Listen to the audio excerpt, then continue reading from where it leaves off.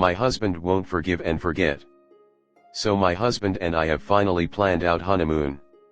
We're going to Japan in November. It's amazing, my dream trip. We bought the tickets and are now saving every penny possible to put towards the trip. I figure we can scale up or down whatever we do depending on how much we have saved by then. We both make a decent amount of money. I make more than him if it's relevant, so I'm thinking it should be easy to do. I also have student loans that I've talked to him about wanting to pay off before we have kids, and we want to have kids ASAP, so the point is that we have scaled down our spending big time. We don't spend any money and I've been looking for ways to make more, even considering a second job because I have aggressive savings goals. Also, I make dinner every night at home. His job is to do the dinner dishes, just what was used to make dinner, and put away the leftovers. The other night, he forgot to put away the leftovers, so the next day when I was putting groceries away after shopping I saw the pan with the meat still on the stove and I was like, oh no. You forgot to put the food away. Now this was very much in a dang that sucks manner and not in a I am mad about this way. He kind of looked at me for a second and said a brief oh sorry. Then resumed helping to put away groceries. Once we were done with the groceries, I came up to him, wrapped my arms around his neck and gave him a huge kiss. Then I said, hey, I think we need to be careful about putting leftovers away because it's a waste of money when we don't. Okay. I am not trying to over-exaggerate my actions. I was not mad at him in any way and just felt compelled to address the leftovers. I was in a good mood. Anyway, he was immediately defensive, saying I didn't need to tell him that because it's not like this happens often, and he already said sorry.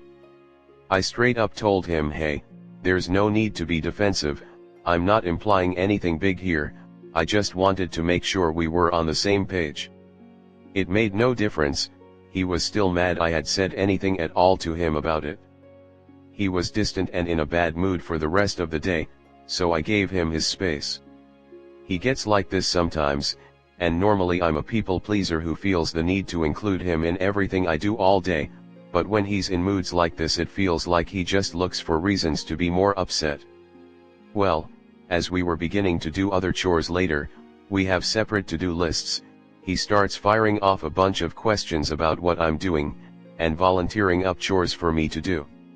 Very annoying, I'm literally in the process of doing other chores, but especially not great because he asked me to switch over the laundry approximately 60 seconds after saying I'm going to go switch out the laundry.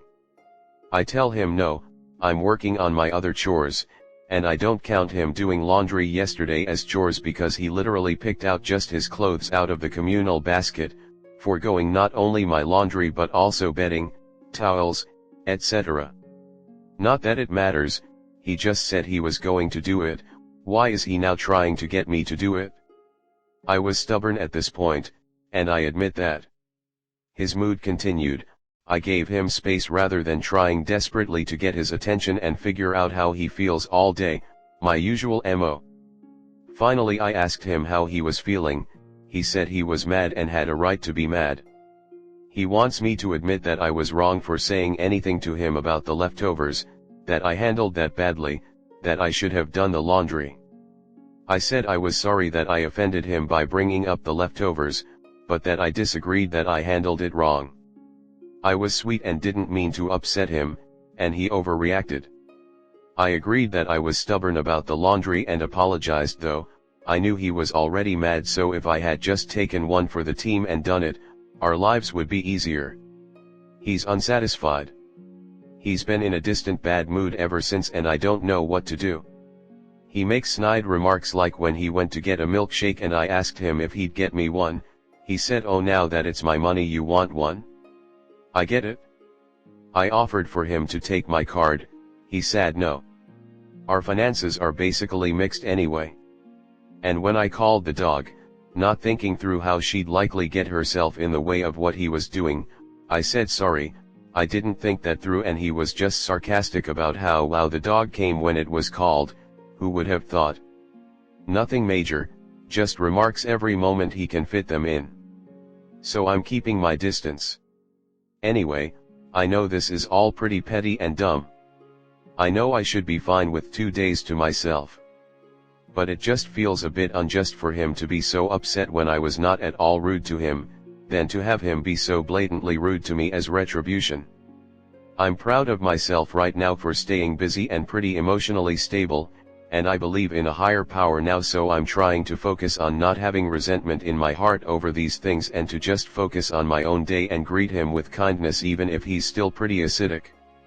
Normally, it doesn't take much for me to go into full oldest daughter fix-it mode. So what do I do? Am I wrong for not just apologizing for ever mentioning the leftovers? I feel like the way you bring something up should count for a lot, but maybe I'm wrong about that. If I shouldn't apologize for it, how should I go about helping this smooth over? I hate the tension and it feels like I'm at an impasse over something so dumb that I should just get over it and give him what he wants. Comment. I just read through this and think your partner is completely overreacting to what you said. It's okay for him to feel annoyed that you brought it up, but your tone counts for a lot. You weren't attacking him when you said it, and if he got annoyed and then came back after 10 minutes and was like, "You're right, I just felt bad, I left it out and was already thinking about it so I got defensive," that would be okay, but to throw a 2-day fit is just obnoxious, spiteful, and mean. He needs to grow up. Also, I'm not sure whether you thought about this, but his part of the dinner arrangement is YAAAI easier. It's okay for him to have forgotten to put the food away, but his job is really fucking easy. You're doing 70% of the dinner chores every night.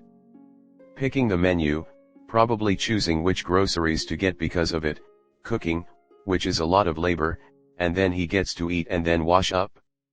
He should be really grateful. I'm sorry that your past few days has been walking on eggshells. I hope things get better. Next story 2. My ex from my hometown that I'm still in love with moved to the same city that I just moved to. What is socially appropriate in this situation? I'm from a small town up north and just moved to a largish city in the USA, and I'm starting my master's in 2 weeks. I got a full ride to a fantastic school and I am unbelievably grateful. I feel like I got a golden ticket and I am so excited I can't even believe that I am here. However, my ex is from my hometown and he moved to the same city in the US a couple months ago for work. Totally unrelated, we just ended up in the same place. We only dated for 4 months until he broke it off 9 months ago because of distance. He was in a different city at this time. At the time I was devastated, but it was truly the right thing to have done. Looking back on it, I'm grateful that he did it because I've had a lot of really formative and valuable experiences that I wouldn't otherwise have had if we did a complicated long-distance thing. However, this being said, I have never been able to shake him. I could go on about why I feel this way, but you know how it goes. He's lovely and smart and our goals align and we had an amazing connection and blah blah blah. I have had a couple casual little flings before I moved to Texas, and usually those break me out of a post-breakup funk, but they just didn't work this time.